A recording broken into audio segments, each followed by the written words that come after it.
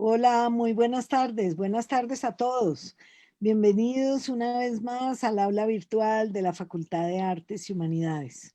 Estamos en la sesión número 129 de estas tardes de tertulia, de charla, de conferencia, pero sobre todo de compartir proyectos, conocimiento, lecturas, intereses y pasiones con mucha fascinación y con mucha variedad.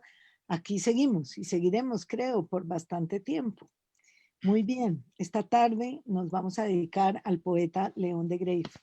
Vamos a darle la bienvenida a un profesor, antiguo profesor de nuestro departamento, doctor en Filología Hispánica por la Universidad de Salamanca, profesor de Siglo de Oro, de Cervantes, del Quijote, Hernando Cabarcas. Mi colega Hernando, bienvenido a esta su aula virtual.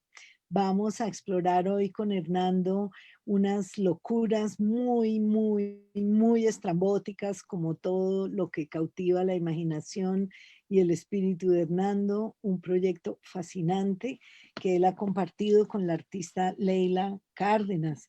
Bienvenida, Leila, artista plástica, graduada en la Universidad de los Andes en el año 99, posteriormente en la Universidad de California, UCLA, una artista que usa fotografía, video, instalación para abordar problemas escultóricos, especialmente trabajando ruinas, paisajes, y relacionando restos, fragmentos, estructuras descartadas, pedazos de concreto, para estudiar problemas de la transformación social, de la memoria histórica, de las pérdidas, de muchas nostalgias culturales. Leila tiene una extensísima hoja de vida de artista, llena de exposiciones, de premios, de proyectos, de becas. Una cosa extraordinaria, Leila, bienvenida. Un placer tenerla aquí. Yo Muchas no gracias, quiero, Claudia. no, bienvenida.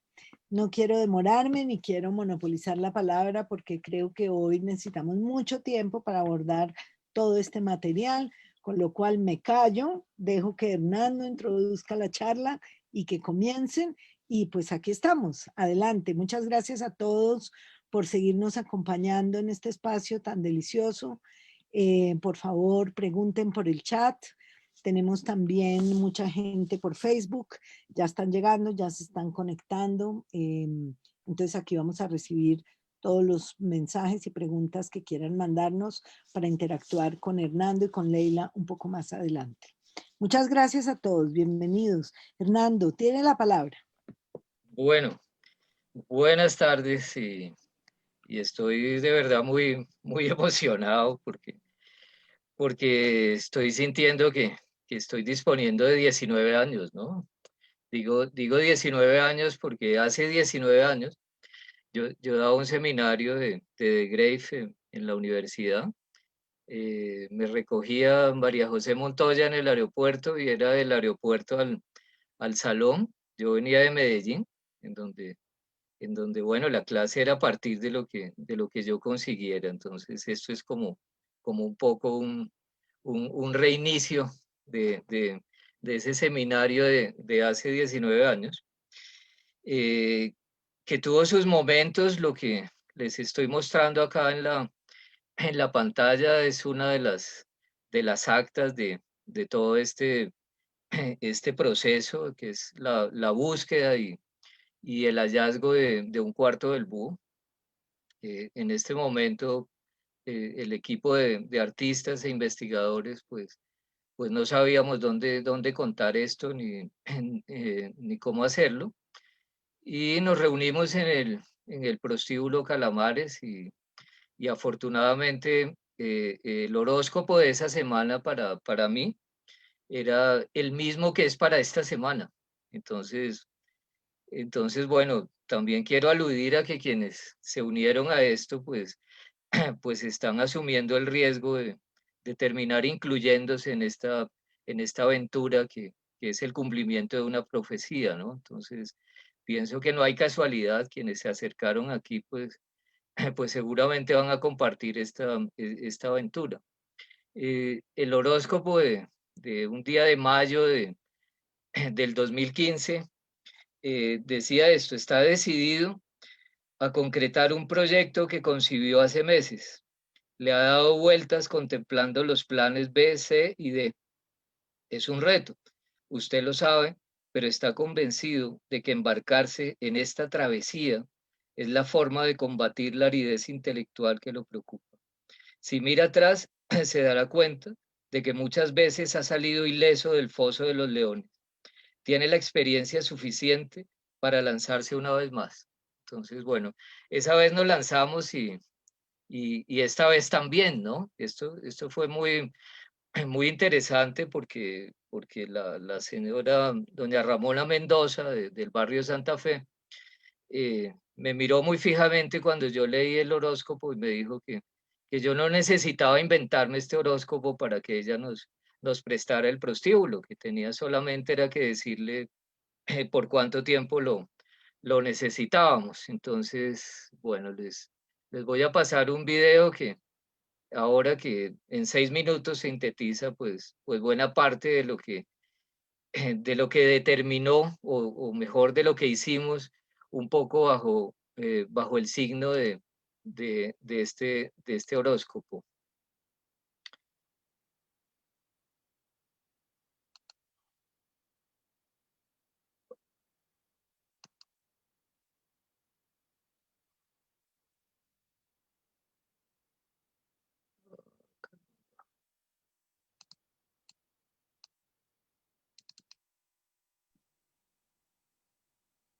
Ahí sí, bien.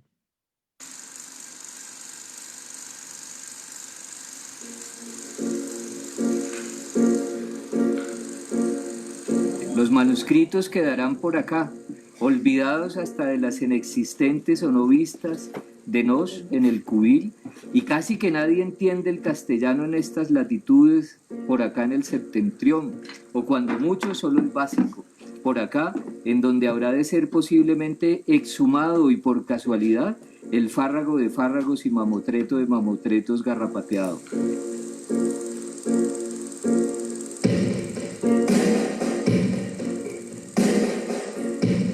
León de Greiff predice que en el primer tercio del año 2000, o también dice en el año 2000 y pico, un tarambana va a encontrar el cuarto del búho.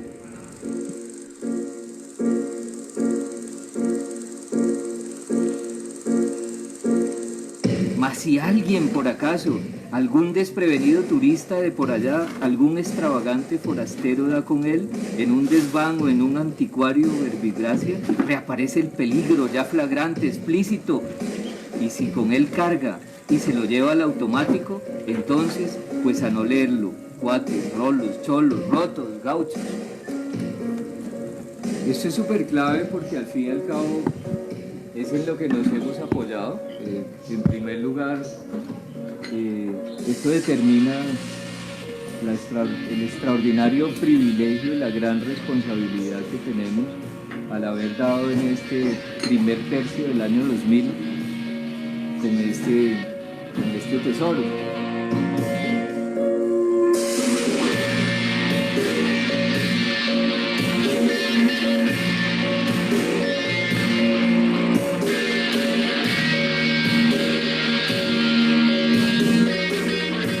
Desde aquí es desde donde ha sido concebida o ha sido concebido el proyecto que hemos llamado Moxinifadas de Gaspar, que es una travesía por las culturas y por los lenguajes desde la Colombia del siglo XXI. En Calamares se toca merroque, nada alfañique ni alfandoque, se está en el adón pique y repique, nada alfandoque ni alfeñique, por artes de verle verloque. Y bueno, en primer lugar, en el día de los 120 años de nacimiento de León de Greiff, el pasado 22 de julio de 2015, comenzamos una intervención artística que duró 5 días en el bar Calamares, de aquí, de la carrera 16A con calle 24.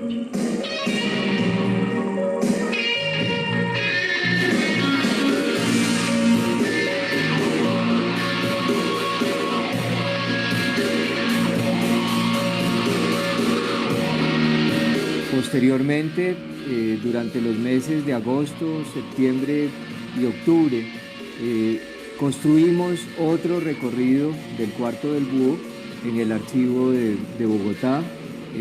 Todo ese recorrido, ese verdadero espacio de lectura y de escritura que supimos construir, fue visitado por muchísimos colegios del distrito.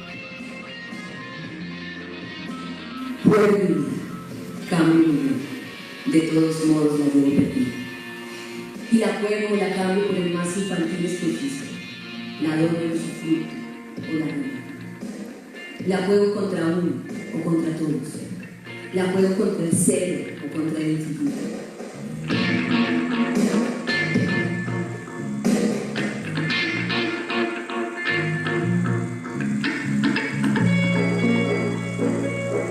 Luego concebimos un recorrido más que fue el llevar una parte de ese registro del Cuarto del Búho, de esa extraordinaria noticia del hallazgo de este momento del mundo de León de Greiff. Lo llevamos a Korpilombolo, es un pueblo del Círculo Polar Ártico en la Laponia sueca.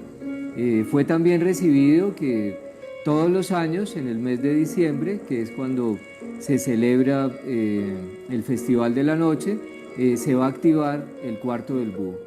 Una parte de la exposición que hicimos aquí va a quedar o está ya instalada en Korpilombolo, en el museo del pueblo, del municipio sueco de Korpilombolo.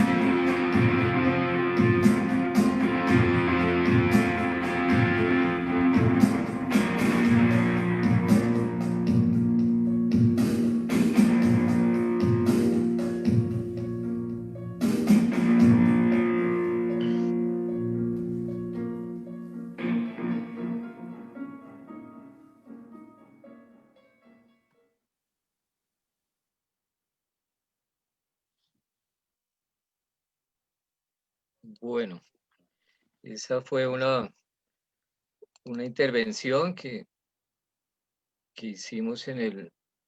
A ver, dejo de compartir y bueno, ahí eso es como una síntesis de una primera travesía que hicimos, pero luego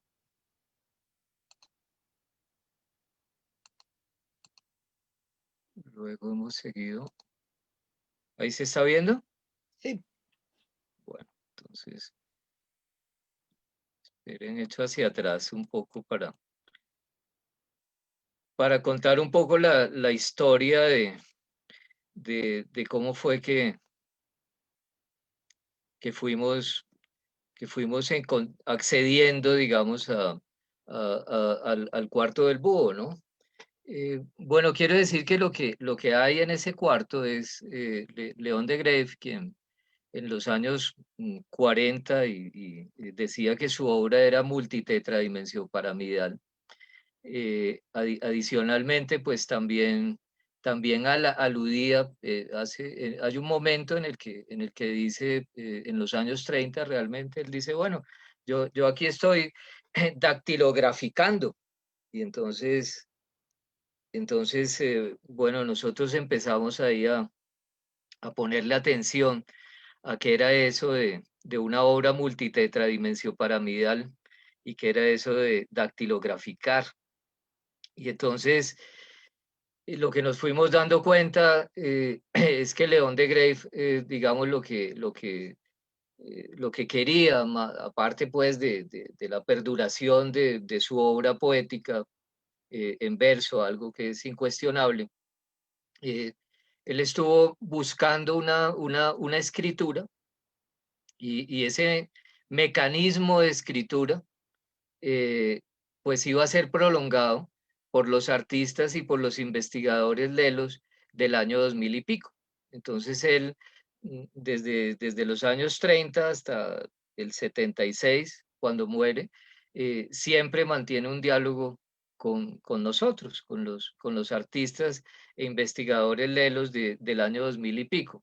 Y entonces lo que él nos deja como legado es, es, es, es esa posibilidad de encontrar una escritura que lo lleva a él incluso a decir que en el año 2037 iban a aparecer unas memorias que iban a ser escritas por parte de los otros yoes de él que iban a estar vivos en ese, en ese momento.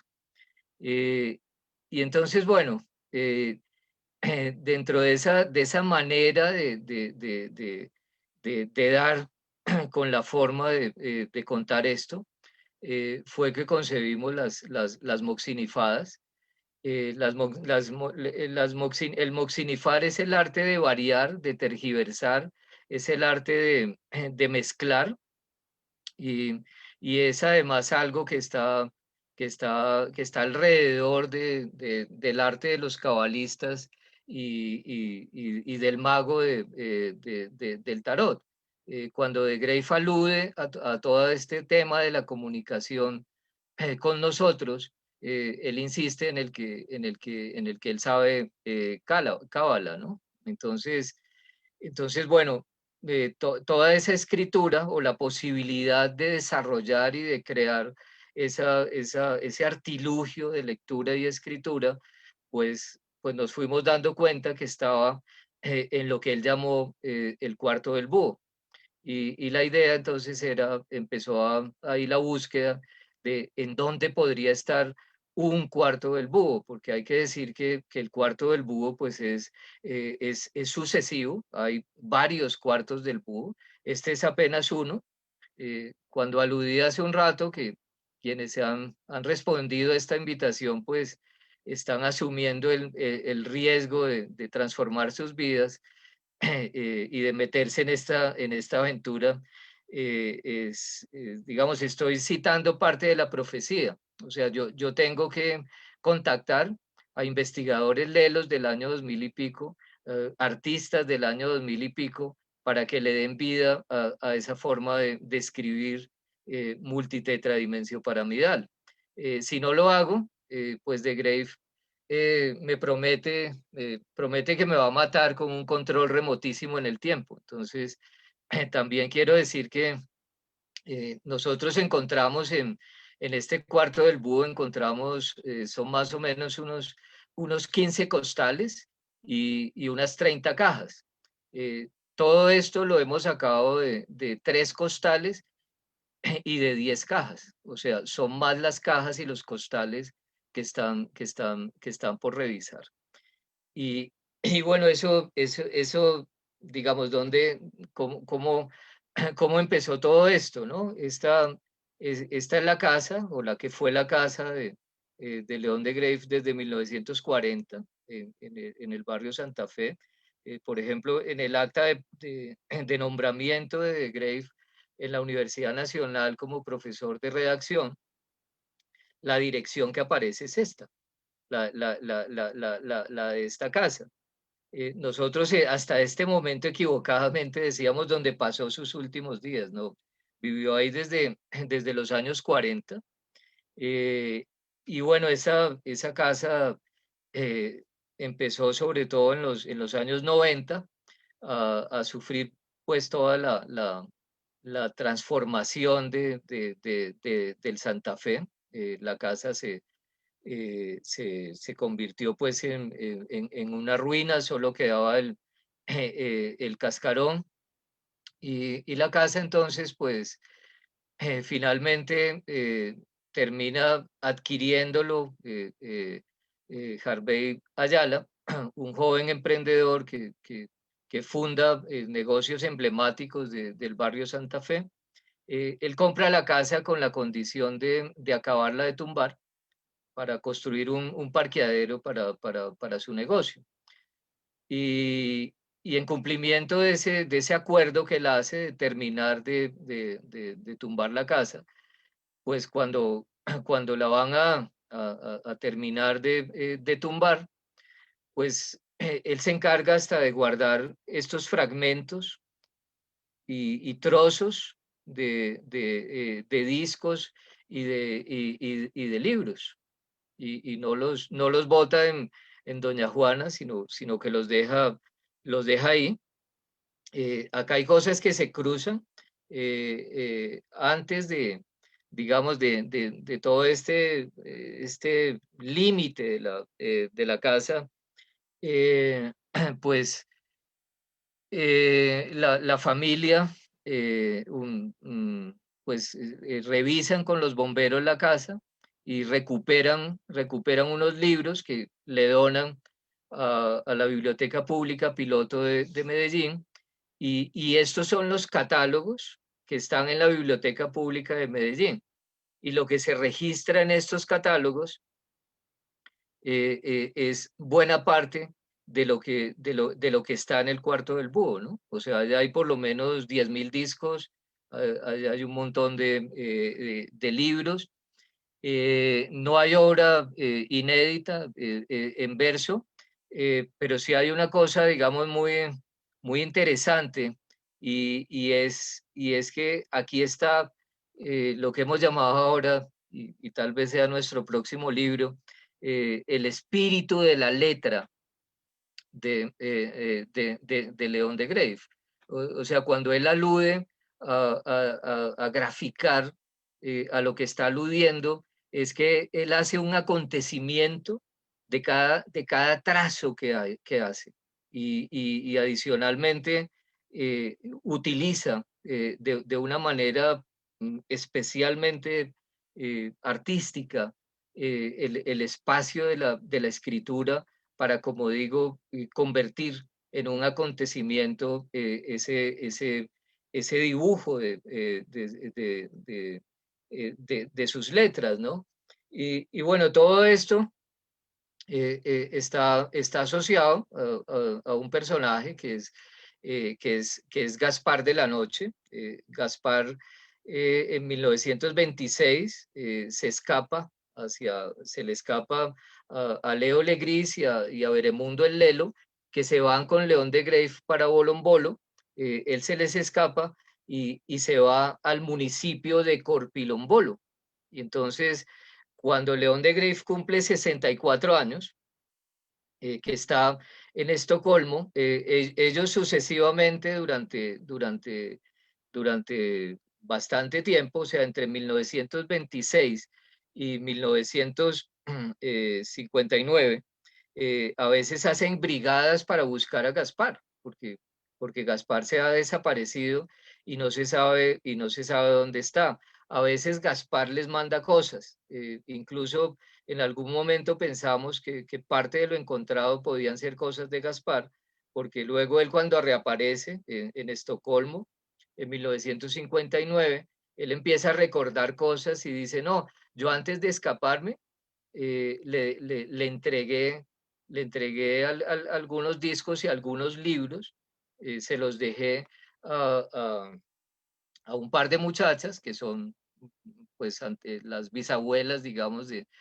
muchachas del Santa Fe de hoy, y a Ricardo Rendón. Entonces, parte de lo que encontramos pueden ser cosas que pertenecieron a Gaspar de la Noche. Entonces, bueno, cuando León de Grave cumple 64 años, llegan 37 de sus otros yoes a celebrar el cumpleaños en Estocolmo, y uno de ellos, el decidor Paradislero, dice que él les tiene una sorpresa para la gran celebración de esa noche, y la sorpresa es que él ha estado en Corpilombolo y ha encontrado la momia de Gaspar. Y entonces ahí pues abren la momia y los 36 se asoman y quedan sorprendidos y dicen, no, pero si está igualito a cuando se nos escapó en Santa Fe del Altiplano, tiene pelo, está rozagante, ¿qué hacemos? Y realmente no saben qué hacer y ahí interviene León de Greiff como un Kidam y dice, no, yo he leído y yo he estudiado sobre esto y me han dicho que esto es una eutanasia al revés, esto es una eutanasia en retro. Le podemos dar ginebra y lo devolvemos. Y entonces lo interesante es que ahí hacen un rito hermosísimo. Este es Gaspar, que aquí se arma el lío porque estas son las prosas de Gaspar que se publican en 1936. Y entonces, cuando desmomifican a Gaspar, que él dice, no, yo no estaba como una momia fiambre, congelada, yo lo que he estado es meditando.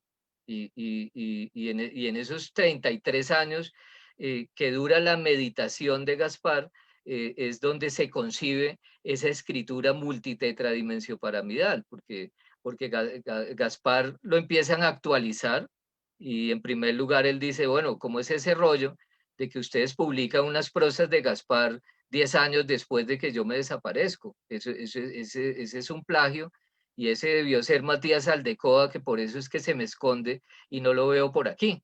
Y entonces ahí empiezan a revisar papeles y se encuentran con que cuando a Gaspar le leen los romances y los poemas que él escribe en 1936, dice, no, no, no, no, yo ya no escribo esas cosas. Yo ahora soy un especialista en la creación del vacío y en la producción del vacío.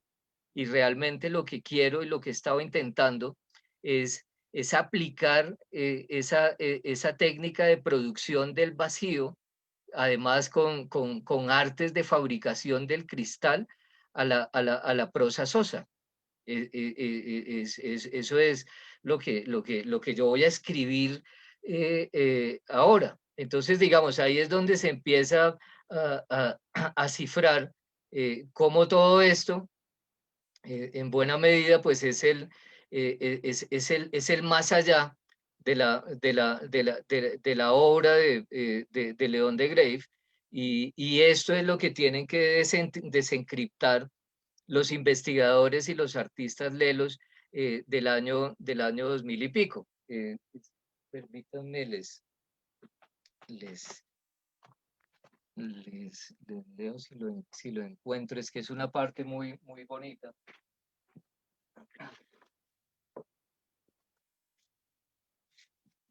Cuando, cuando él aparece, digamos,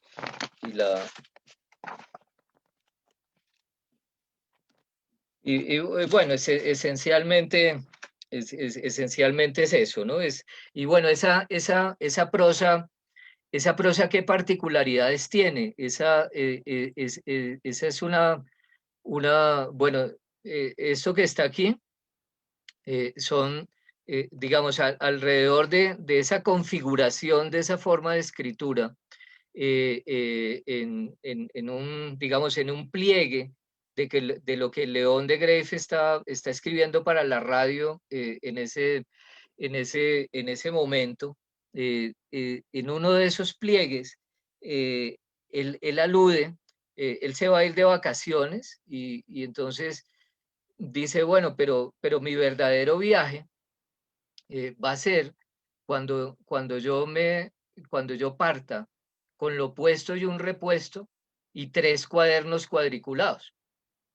Y yo voy a seguir escribiendo más allá de la vida hasta el año 2000 y pico, cuando aparezcan los investigadores lelos, el Tarambana y los artistas, y entonces ellos o aprovechen o le metan fuego, dice, o le metan candela a ese material. Y como les mencioné, en la casa en donde estaba el cuarto del búho, en algún momento efectivamente se quema.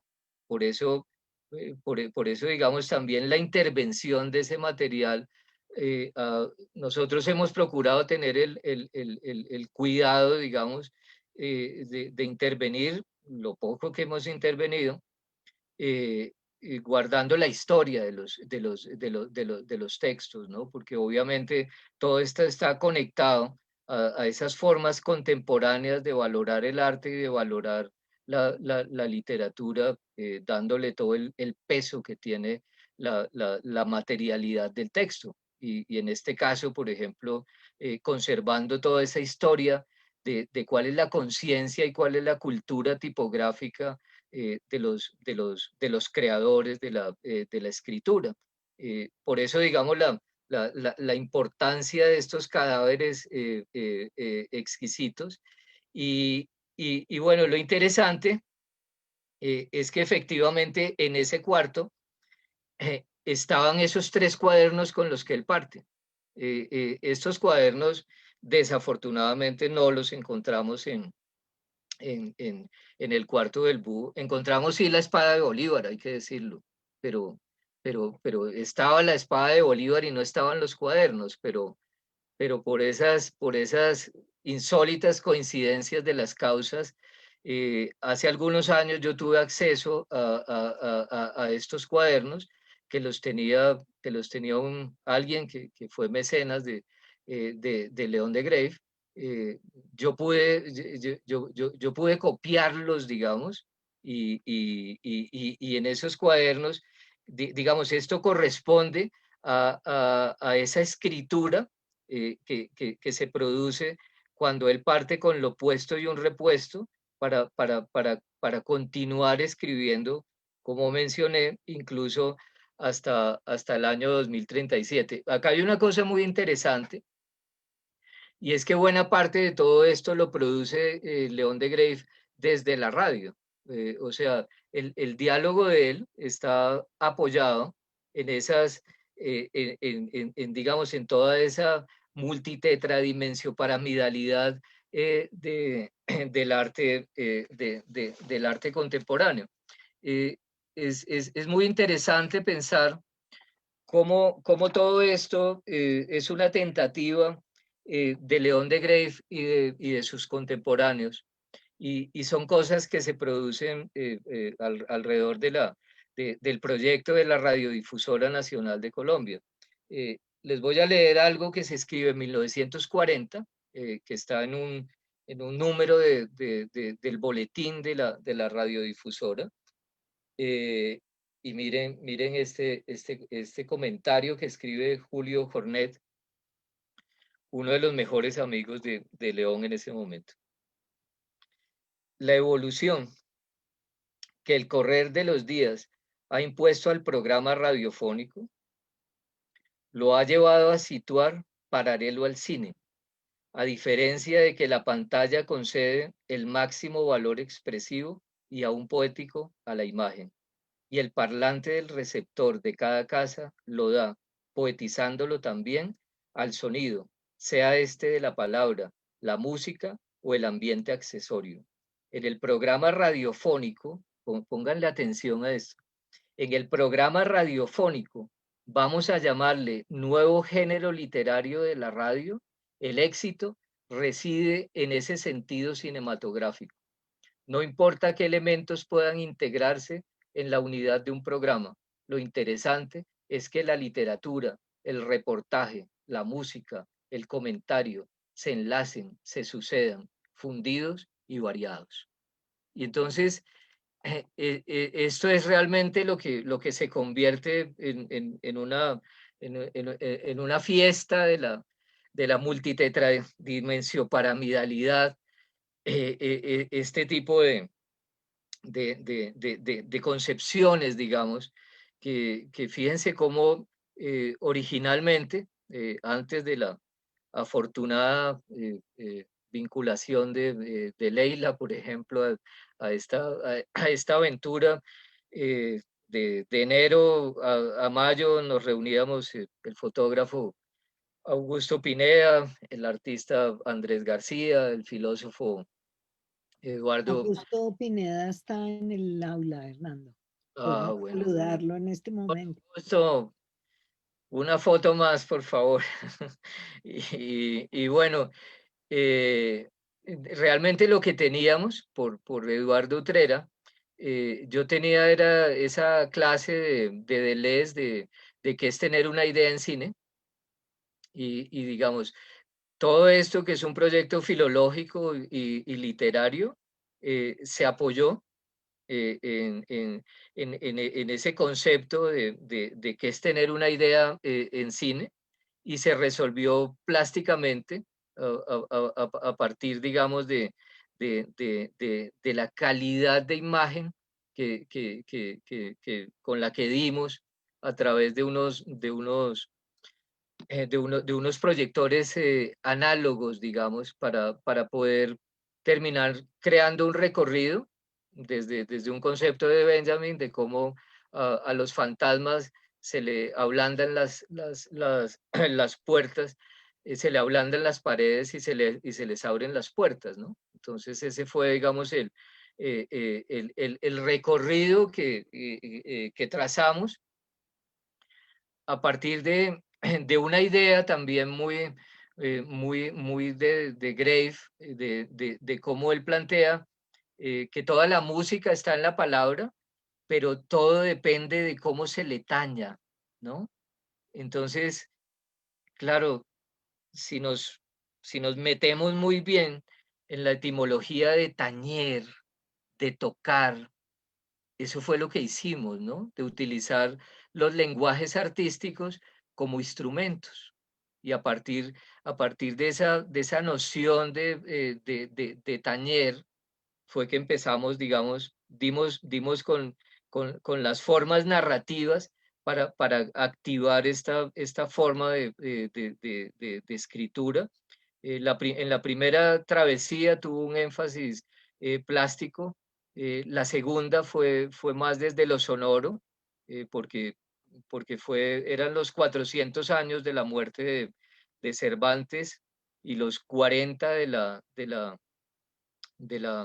de la muerte de León de Grave. Y cuando yo le conté eso al músico Oscar Cabrera, quien estuvo un tiempo vinculado al proyecto, pues él me dijo, uy, eso da la 440, el paradigma de afinación de los instrumentos musicales. Entonces, con la segunda travesía, pues creamos un magnetismo espaciotemporal en el que ya hicimos fue una fusión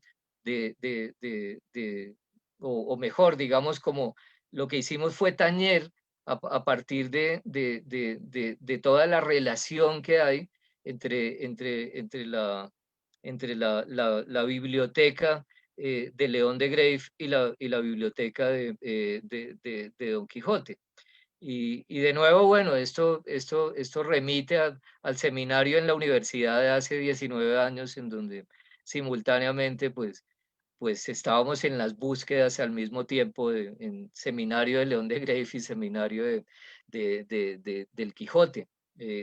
O sea, toda buena parte, así como toda la música está en la palabra, pues toda la literatura está en la biblioteca del Quijote. Digamos, la poética de, de, de, de Grave, más que una poética cervantina o cervantista, es una poética quijotesca, ¿no? En donde está ahí permanentemente palpitando esa posibilidad de tañer. Fíjense, les voy a mostrar, por ejemplo, esta que parece una tina, realmente pues es la nave Aretusa, ¿no? Esa es lo que se conserva de la casa original de León de Grave. Él siempre la mantuvo llena de libros y estaba presidida por la diosa Aretusa que introduce en la vida de la lectura y de la escritura a través del amor, digamos, ¿no?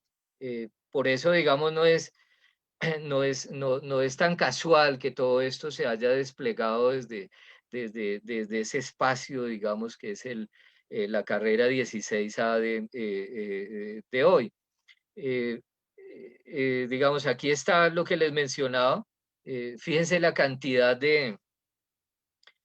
la cantidad de costales y la cantidad de cajas. Estas son fotos del primer día cuando dimos con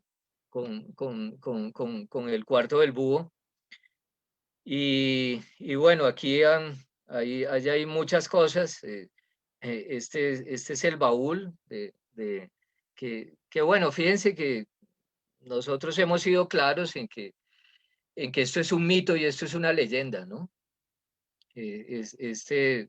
Afortunadamente para mí, el día que un periodista de semana, para impulsar lo que fue nuestro segundo festival en el Teatro R101, que el Teatro R101 es el salón R101 en donde se reunían a hacer teatro en la universidad, y se llaman así porque yo le conseguí a Hernando Parra ese salón y bueno, muchos años después, como empieza el Amadís y como empieza 100 años de soledad, hicimos la segunda travesía en el Teatro R101.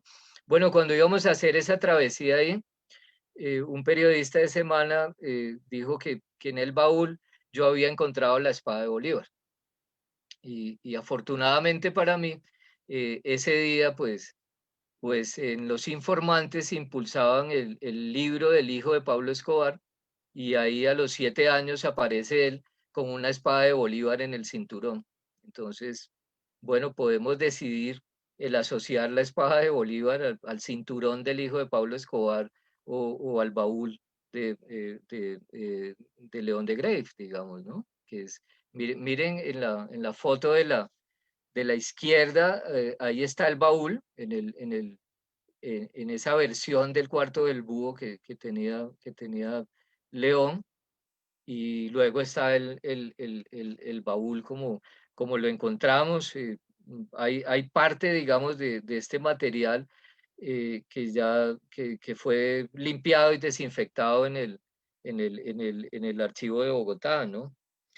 Y bueno, yo no sé si más bien pasamos a conversar un rato alrededor bueno, de opiniones, de inquietudes que tengan, y ojalá de ganas de meter la mano en los costales y en las cajas que quedan, ¿no? Para, para, para seguir dándole vida a esta escritura. Gracias, Hernando. ¿Por qué no nos cuenta un poco de la vinculación de Leila a Leila Cárdenas al proyecto? ¿Cómo fue eso? ¿Y qué pasa con la obra que se desprende de esa participación con Leila? Bueno, es mejor que lo cuente Leila misma, ¿no? Puede ser. Bueno, pues, wow, brevemente, porque esto es todo un viaje en el tiempo y uno entra al paréntesis de este universo y no sale, y es como un nudo de cosas y de sensaciones. Fue una belleza es una belleza de proyecto, sigue siendo. Y yo estaba haciendo un proyecto en ese momento de investigación sobre la calle 22, y por casualidad alguien que estaba ahí del distrito, de la Secretaría de Cultura, conocía a Hernando y su proyecto su extendida búsqueda de Greiff y de la casa en el barrio Santa Fe. Entonces fue a partir de eso que hicimos un primer contacto, y Hernando muy generosamente me invitó a zambullirme de narices en esa.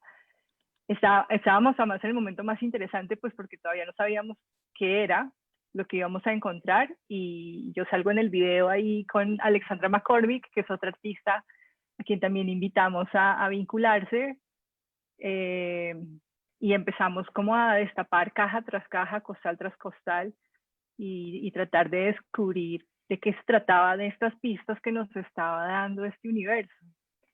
La intervención finalmente, bueno, creo algo que hablamos con Hernando todo el tiempo es que todavía nos queda tanta tela para cortar ahí y hay muchas exposiciones que le debemos a estos encuentros. Porque de verdad es infinito el material y es precioso lo que se podría hacer con eso. Pero en términos inmediatos para esa primera intervención, que fue una intervención muy de la mano de la plástica, aunque había de todo, pues porque hubo músicos, hubo teatro, hubo caminatas por la calle, hubo recorridos al Santa Fe y por la Jiménez y etcétera. Nuestra intervención en particular se basó como con esos encuentros que Hernando en la presentación mostró algo del estado en que encontramos esos libros y esos discos, que realmente nuestra intervención fue mínima porque los objetos ya tenían toda esa riqueza plástica y material a bordo y contaban tantas cosas. Entonces hubo una documentación de lo que pudimos ver, que es un porcentaje chiquito de lo inmenso que es, o que se podría hacer. Algo que nos gustó mucho fue como resolver, forrar pues esa casa, ese exterior de esa casa en la calle 16A, que era la antigua casa de Grave, ahora es un parqueadero. Entonces queríamos devolverle algo que conectara el vacío de la casa como con la esquina de Calamares, que era donde íbamos a hacer la intervención. Así que hicimos como unas obras concretas en el parqueadero que consistieron en rescatar la tina de Grave, la parqueamos en el puesto número 3. También encontramos como sus ventanas, como unas rejas con las que nos ayudaron a hacer ahí como una especie de... Alquilamos, digamos, el espacio del parqueadero por los días de la exposición. Y del muro, pues ustedes vieron el estado de los libros. Los libros hablaban mucho de esos elementos del fuego, del agua, de haber estado como sobrevivientes de un naufragio, sobrevivientes del tiempo y de los avatares. Entonces tenían como esta cosa fósil, como de ladrillo. Inmediatamente al ver como la culata vacía de la forma de la casa, que es lo que uno encuentra ahora en la ruina, fue como superponer esas dos imágenes, como hacer esa acumulación de libros como un muro de ladrillos. Hicimos un papel de colgadura con el que forramos de nuevo ese parqueadero para devolverlo un poco al estado, pues no, digamos en un homenaje más a ese archivo extraño que nos estábamos encontrando. La intervención en Calamares fue como también colaborativa, esto fue todo como un proceso de dialogar y de negociar entre todos los participantes, pero fue bellísimo porque hubo una cosa muy concreta, que era que el edificio tenía como unión esta escalera maravillosa en espiral. Y teníamos como todas esas puertas, pues porque esto era un prostíbulo que nunca fue un prostíbulo, porque nunca funcionó ese negocio, pero estaba como con ese diseño estructural. Entonces teníamos como esta cantidad de puertas de las que se llegaba por una escalera en espiral que ascendía a una terraza. Y ese era como nuestro canvas, esa fue, digamos, como el esqueleto al cual proponerle todas estas sombras, ventanas, siluetas, voces, sonidos, que pueden ver un poquito en el video. No sé qué más podríamos añadir ahí, Hernando, que me quedó faltando. Aprovecho para intervenir presentando una pregunta de Lorena Sánchez en el chat. Ella pregunta: ¿cuál consideran ustedes es el mejor hallazgo en todo el material recuperado de León de Grave? Sí, Bueno, los discos son divinos, ¿no? Por cierto. Yo le iba a responder compartiendo, a ver si no. ¿Una foto o qué? Sí, pero se me quedó esta pegada. A ver. Bueno, de aquí entonces. Yo creo que el hallazgo más interesante, digamos, voy pasando todo, todo esto en donde está a lo que alude Leila. A mí me parece que el hallazgo más interesante es, lo voy a contar con dos discos, ¿no? O sea, a mí me parece que aquí lo que nosotros encontramos fue un matiz, un espacio especialmente significativo de nuestro patrimonio simbólico. Me parece que ese es un hallazgo extraordinario, porque este patrimonio simbólico verdaderamente nos desprende de esos límites, de los referentes del patriarcado, de la miseria y de la violencia, y nos conecta con una posibilidad de creadores verdaderamente extraordinaria. Eh, Esta es la portada de, de, de un disco que es literalmente compuesto en la radiodifusora. Lo encontramos la mañana de un sábado con Augusto.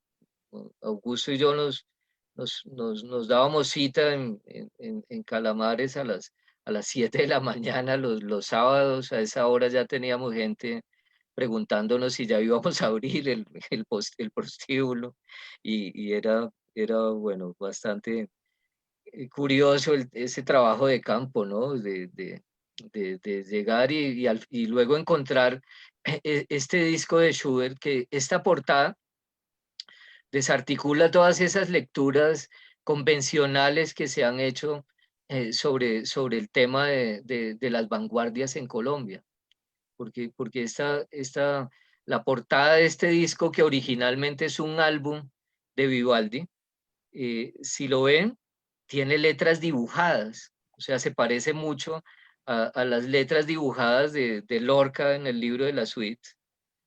Y son letras dibujadas por León de Grave con las tipografías de los vanguardistas.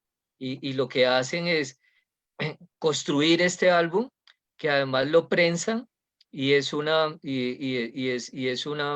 escogencia que hacen de Schubert. Y por eso, digamos,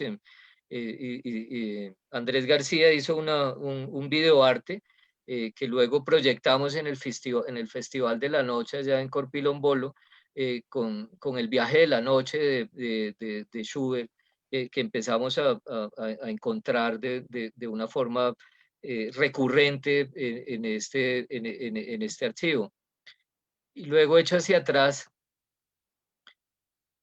acá en la base, está como encontramos Augusto y yo este álbum, y por encima ya el álbum está limpio y desinfectado en el archivo de Bogotá. Es muy interesante porque como mencioné, dentro de todo ese proceso de León de Grave de sacralizar, de convertir en un acontecimiento el trazado de sus letras, todos estos álbumes están anotados por León de Grave. Y este es particularmente emocionante porque es un álbum de Mahler. eh, eh, este judío alemán pues no podía ser interpretado ni oído en ningún lugar del mundo en la Segunda Guerra Mundial, por su condición de judío alemán.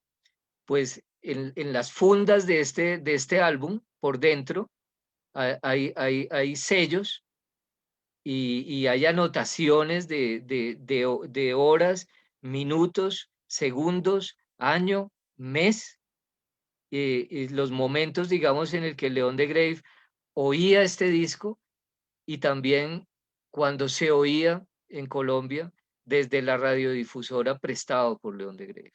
Este es uno digamos, de los referentes más interesantes que aluden a ese gran hallazgo que he mencionado, que es el tener contacto con nuestro patrimonio simbólico. Entonces, en buena medida este proyecto lo que se plantea, entre otras cosas, es democratizar el patrimonio simbólico, que es particularmente rico, ¿no? Nuestro patrimonio simbólico.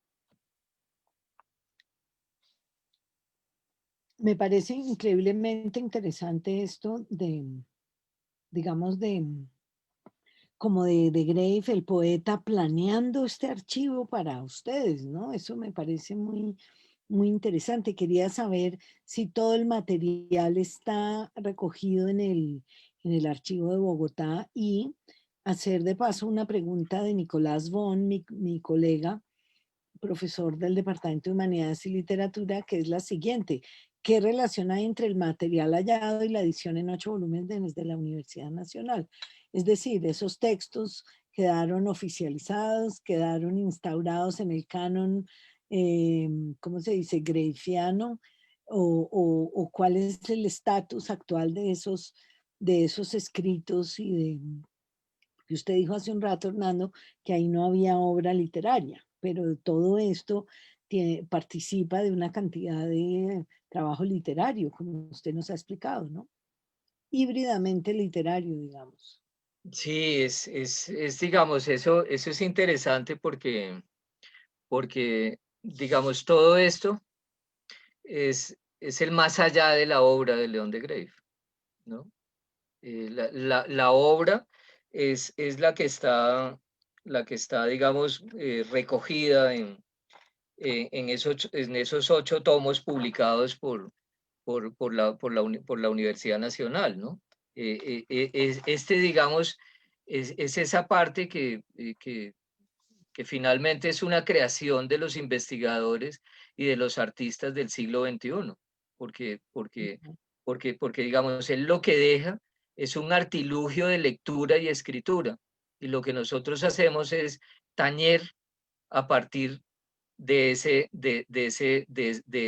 artilugio. Entonces, obviamente esto no está en esos 8 tomos, porque este es lo que corresponde, pues, según esa idea de que es un autor. Esto es lo que corresponde al más allá de la obra, digamos, que es donde está, digamos, esa parte viva de la obra de arte, digamos. Y bueno, luego el tema es con respecto a lo limpiado y desinfectado, digamos. Esto, como, Es- como comprenderán, esto ha sido un esfuerzo, un esfuerzo de un equipo muy pequeño de artistas y de investigadores. Entonces, nosotros, como mencioné, solamente hemos podido intervenir 3 costales, quedan otros 7 costales que están como quedaron después de un espacio que se inunda, de un espacio que se incendia. Y cajas, pues hay 15, pudimos intervenir unas 7. Y entonces, bueno, esa parte ahí lo que hicimos fue un intercambio con el archivo de Bogotá. Nosotros produjimos la exposición en el archivo de Bogotá y a cambio de eso el archivo limpió y desinfectó esa parte de una manera tan cuidadosa que como los recursos han sido tan limitados, cuando sacamos del cuarto las, las piezas para limpiar y desinfectar, las metimos en cajas de chivas, en cajas de aguardiente, del viejo Parra, como le decía León de Grave al Old Part. Y bueno, esas cajas están limpias y están desinfectadas también. O sea, hoy en día son cajas de conservación y ese archivo pues está en una bodega, el resto está un poco ahí a la deriva todavía ahí en el Santa Fe. ¿Está ahí tirado todavía? Sí, el resto de cajas Ah, por y eso hay una foto donde se ven las cajas de cerveza y palos de cerveza y cajas de Coca-Cola ahí debajo del baúl. sí, no, pero eso, digamos, ya no está tan así, digamos, pero sí, más o menos, digamos. Entonces eso, digamos, esa es una parte ahí delicada, digamos, bueno, hay una cosa clara, digamos, y es que, digamos, nosotros aquí digamos, si esto es el más allá de la obra, pues evidentemente nosotros no hemos tocado la parte protegida por la propiedad intelectual, ¿no? Eso, eso, digamos, lo hemos respetado, digamos, ¿no? Porque, porque bueno, es lo que, es lo que corresponde, digamos. Pero Ya, esto, ujú, perdón, adelante. y no. No, pues quería preguntar cómo ven ustedes el futuro de todo este material. Ahí, cómo se va a organizar o qué va a pasar. ¿Están seguros de que sigue ahí o no irá a desaparecer o no importa? Hay que dejarle que alcance su destino como pueda o qué se hace con esto. Pues acá, digamos, también aquí hay dos archivos, digamos, ¿no? Eh, hay un archivo, digamos, el de las piezas que, venga, les muestro, por ejemplo,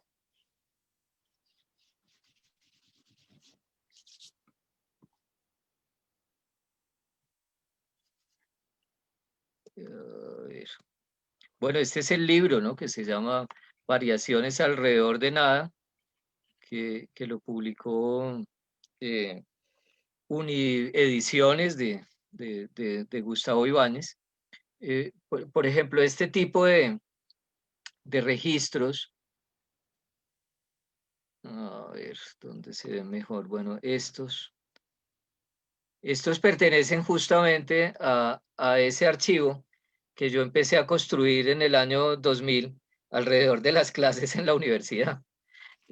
O sea, desde el año 2000 hasta hoy, yo he construido un archivo, que ese archivo no tiene, digamos, problemas de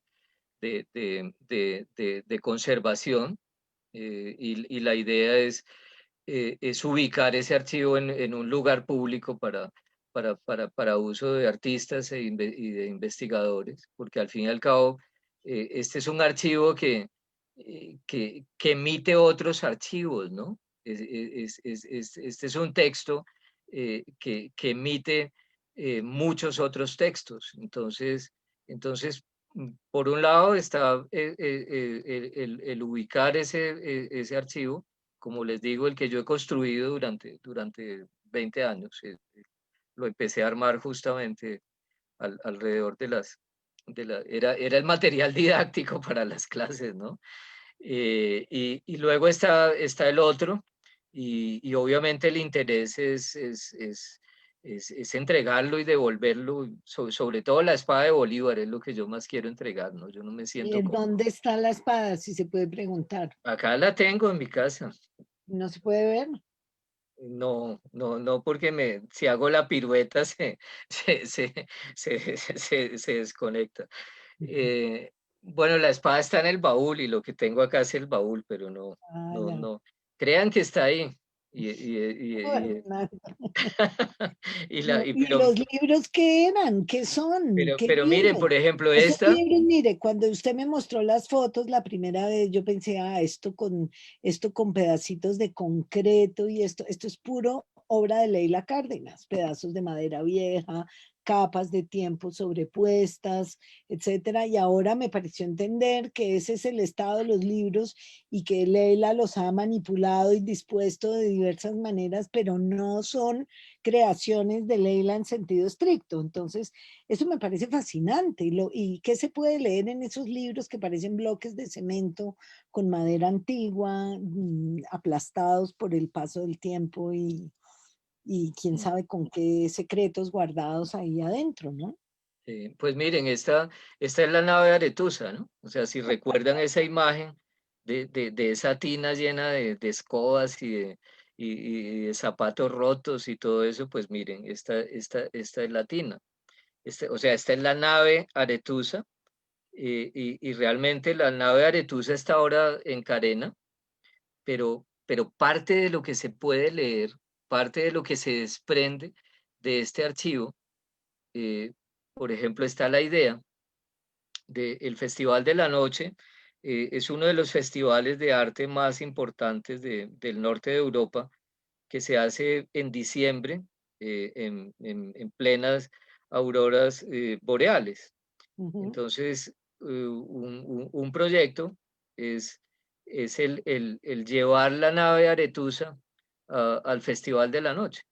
Y Para, en Suecia sí saben de la relación de The Grave con Suecia y todo eso. sí, claro. De hecho, digamos, en el 2004 empezó un proyecto impulsado por Julián Vázquez, un colombiano que vive pues hace 50 años en Suecia.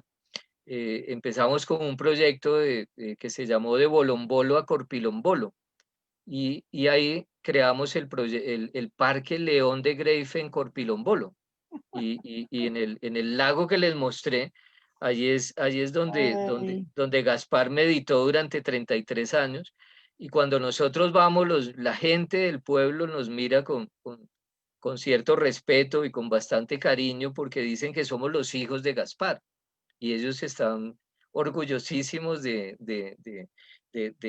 que Gaspar, un poeta tan extraordinario, haya vivido 33 años en Corpilombolo.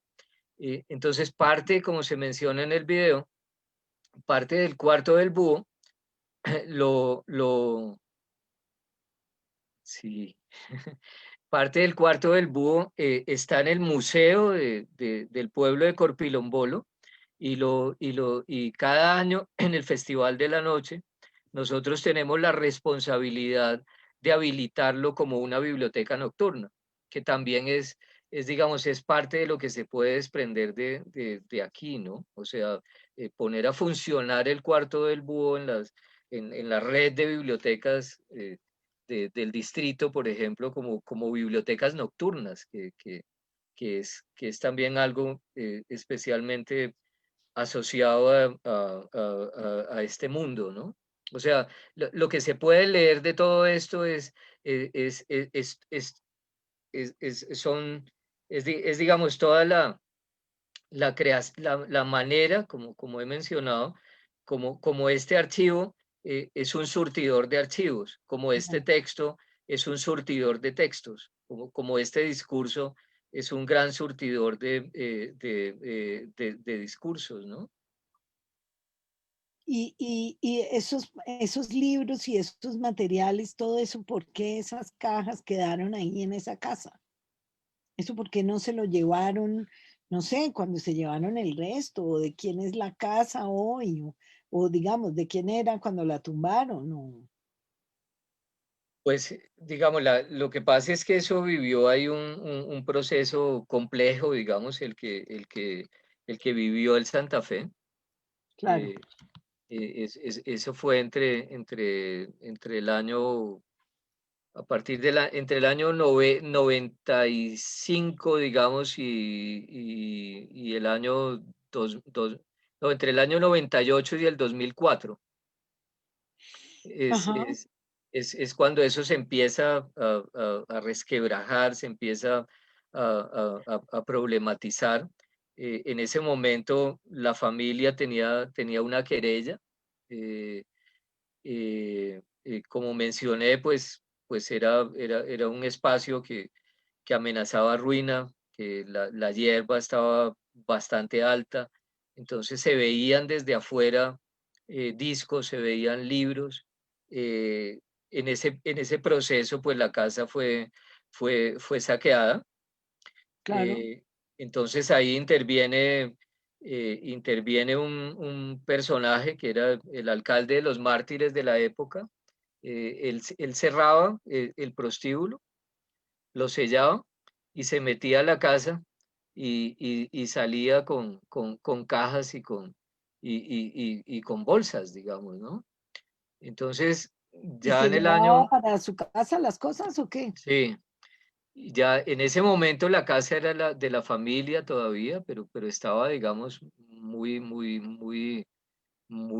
a la deriva por todas esas contingencias de lo que va viviendo el Santa Fe, pues es comprensible que se les haya salido de las manos. Claro. Entonces ahí lo que pasa es que cuando se desarticula el cartucho, la, la mafia del cartucho se va a trasladar al Santa Fe.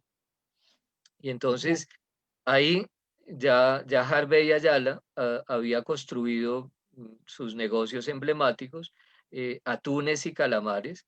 Es algo muy curioso porque Harvey era buzo, y Harvey, por Esto la es muy época, loco, Hernando, esto es una locura. pero miren esto lo interesante que es, y lo enteramente filológico, entre otras cosas. Eh, Harvey buceaba. Según la época, nosotros hicimos cuentas y un día careteando en Taganga, todavía hoy, si uno caretea en Taganga, uno a la izquierda ve atunes y a la derecha ve calamares. Y los negocios de Harvey se llaman atunes y calamares. Esta intervención fue en calamares. Mm. Y León de Greiff, cuando traduce del bestiario de Apollinaire, y de nuevo la conexión, digamos, el primer gran libro de las primeras vanguardias es el bestiario que escribe Apollinaire, y de Greiff hace su traducción del pulpo y lo traduce como calamar, y a lo que sí, y en lo que insiste de Greiff en su traducción del pulpo de Apollinaire es que lo que hace el pulpo calamar es invadir el cielo, invadir el mundo con su tinta, o sea, con su escritura. Y esto es una cosa interesante, desde cuando Claro. nosotros hicimos esta intervención, Calamares está cerrado. Doña Ramona, cuando nos encontramos, me regaña, me dice, usted y sus amigos me salieron con nada, ahí les tengo Calamares cerrado y ustedes no han sido capaces de convertirlo en un centro cultural. Y entonces, Y adicionalmente, Calamares fue ese edificio que es Bauhaus total, lo construyó el primer decano de la Facultad de Arquitectura de la Universidad Nacional. Y lo que se conserva de esa estructura es a lo que estaba aludiendo Leila. Es una escalera de caracol que es el número áureo perfecto. Uno llega a Calamares y puede respirar el número áureo, y esa parte es fascinante, como mencioné. De Greiff traduce el pulpo como calamar y sobre todo despliega esa parte, casi que la recrea, de que lo que se hace es invadir de tinta, invadir de escritura el mundo. claro, Realmente fantástico, me ese es un parece eje de esta aventura, ¿no? fascinante, fascinante. Muchas gracias por contarnos. Leila, en relación con la pregunta de Martín Camargo, gracias por pasar el dato. Yo quería preguntar, ¿ese libro se puede conseguir? ¿Se vende? ¿Se compra? ¿Está agotado?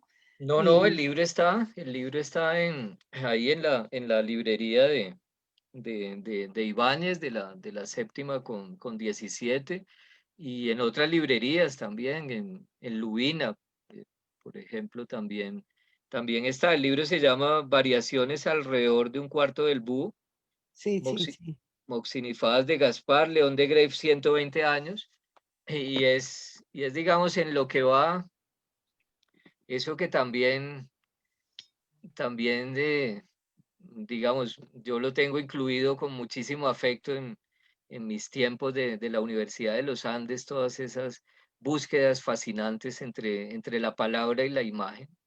Muy Digamos, impresionante. esto es en lo que va esa relación, ¿no? Digamos, el libro evidentemente tiene diseño, tiene diagramación, pero en buena medida en esto es lo que va mi noción de escritura, ¿no? Que es una escritura sensitiva y esta vez, por ejemplo, como fueron compuestas estas páginas, yo lo que hacía era imprimir el texto escrito, el texto lingüístico, y lo ponía como un modelo, y a partir de ese texto lingüístico componía el texto visual.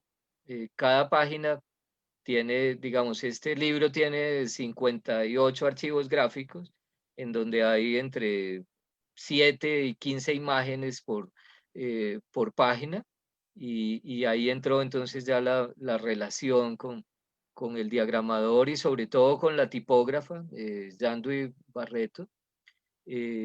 Fue muy interesante, digamos, esa empatía. Por ejemplo, nosotros acordamos un concepto de escritura y Yanduy, por ejemplo, se encargó de los resaltados y lo escribimos en línea, fotografías de Augusto Pineda en un 95%, fotografía de Oscar Cabrera, y lo escribimos al tiempo Francisco Gómez, el diseñador, y Yanduy Barreto, la tipógrafa, y no hubo un solo resaltado, por ejemplo, de Yanduy, que como en este caso, que yo le hubiera dicho no, eh, prefiero que se resalte la parte superior y no esta parte inferior, digamos. Ese digamos, también es un hallazgo muy interesante de toda esta aventura, ¿no? La manera como las artes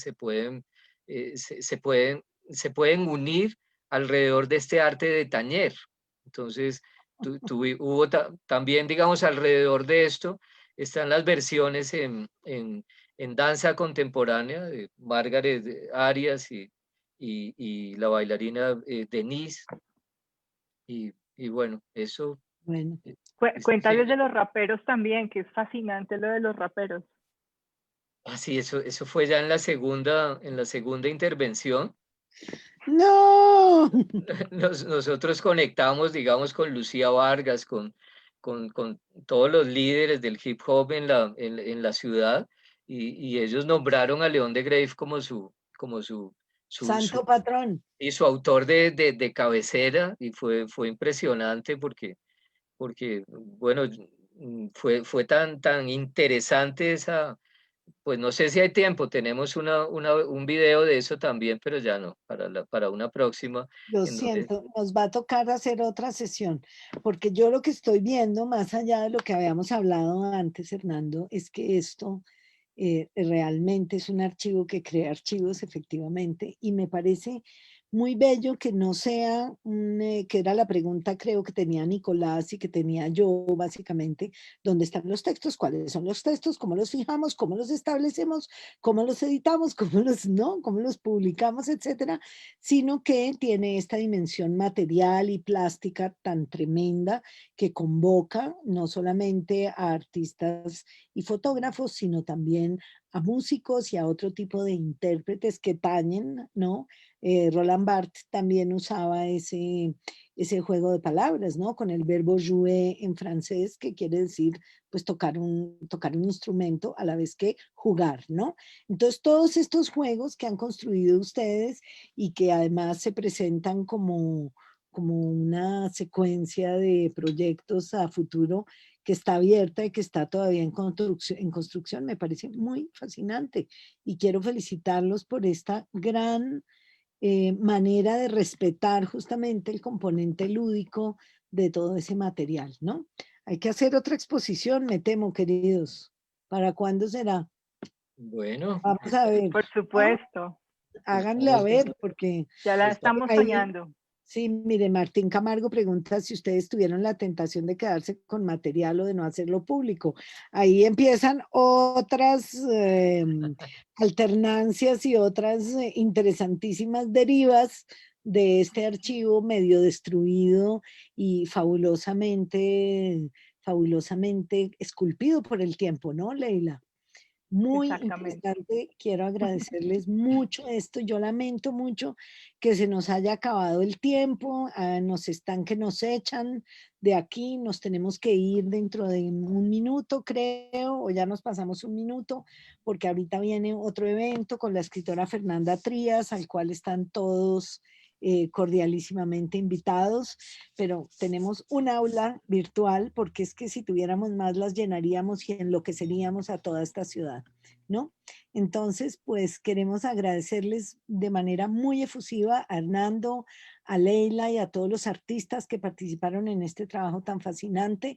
Queremos que nos estimulen a trabajar. Tenemos estudiantes deseosos de hacer proyectos de este tipo. Por favor, voy a comentar esto con mi colega Jerónimo Pizarro, que se ha encargado de recoger muchos archivos así muy variados y variopintos en el Banco de Archivos e Imágenes de Arte Colombiano de la Facultad, para ver cómo pueden ustedes crear proyectos aquí con nosotros. Me comprometo a hacer esa gestión y les agradezco muchísimo, muy amables. Muchas gracias a todo nuestro Gracias. público por estar aquí, siempre tan fieles, siempre constantes. Nos vemos mañana, espero. Viene Betty Osorio con poemas y cantos de su antología de poetas afrolatinas colombianas y ese también es un trabajo interdisciplinario súper interesante de tradición oral, poesía, feminismo, estudios culturales, de género, de raza, etcétera. Muy interesante. Los esperamos a todos. Hernando, Leila, gracias, gracias, gracias. Muy interesante. Espero que nos bueno, veamos muy pronto. muchas gracias. Hasta luego. Chao. Hasta luego. Gracias. Gracias a ustedes.